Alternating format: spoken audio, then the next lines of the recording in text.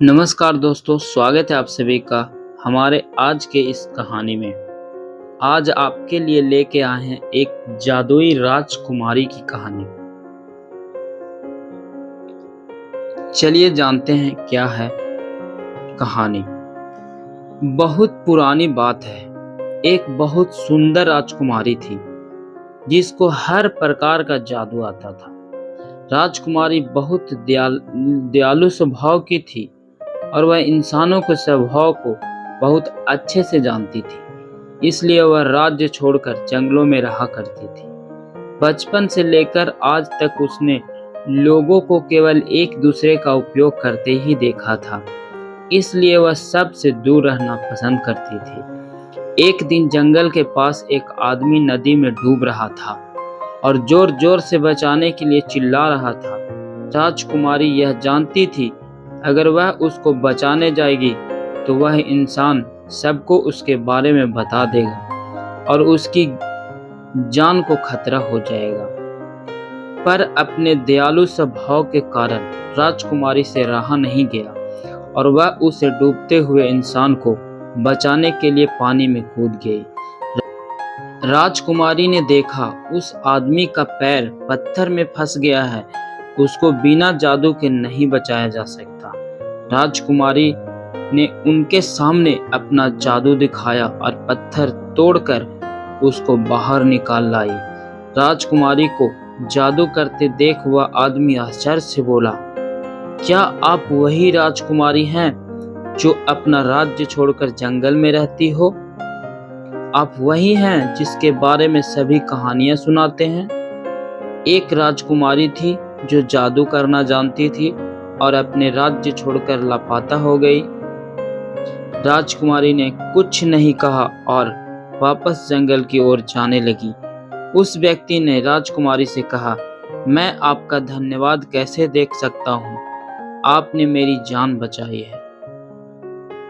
राजकुमारी ने उस युवक से कहा, तुम अगर मेरा भला करना चाहते हो तो किसी को भी मेरे बारे में मत बताना।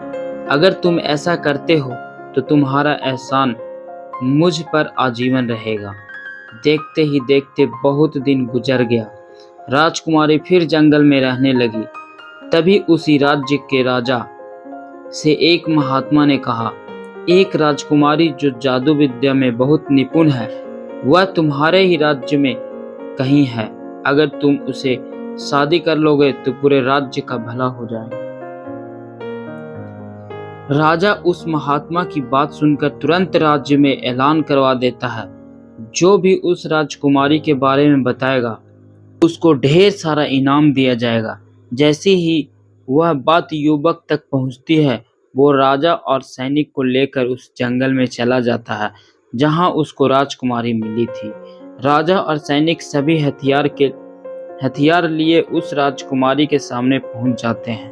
राजकुमारी यह देखकर बहुत निराश होती है और राजा से कहती है, अब भले ही मेरी जान ले लीजिए, पर मुझे बस इतना बता दीजिए कि आपको मेरे यहाँ रहने का पता किसने दिया।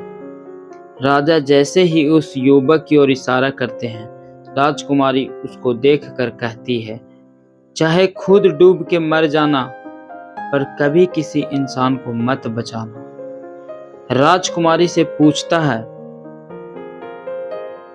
आखिर तुमने ऐसा क्यों कहा?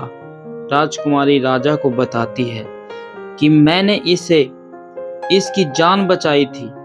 यह डूब रहा था और इसने मेरे साथ ऐसा किया। राजकुमारी की दयालुता को देखकर राजा को बुरा लगता है और वह उस युवक को बंदी बनाने का आदेश देता है और राजकुमारी राजा से कहती है, महाराज, इसको जाने दीजिए। यह तो इंसानों की फितरत ही होती है, इसमें इसकी कोई गलती नहीं है। उसने तो केवल अपना फायदा देखा है। राजा ने इससे पहले कभी किसी को इतनी दयालुता दिखाते हुए नहीं देखा था। राजा ने सम्मान राजकुमारी से कहा, अगर आप हमारे राज्य में आकर रहेंगे तो हमारे लोगों का भला होगा।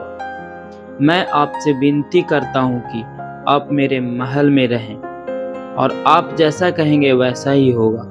ना आपको कोई बेवजह परेशान करेगा, ना आपके पास कभी कोई आएगा। आप राज्य की जनता के लिए मेरे राज्य में रहें। आप जो मांगोगे आपको दिया जाएगा। अपनी प्रजा की भलाई के लिए राजा की मंशा देखकर राजकुमारी राजा के निमंत्रण को ठुकरा नहीं पाई और राजा के साथ राज्य में आ गई।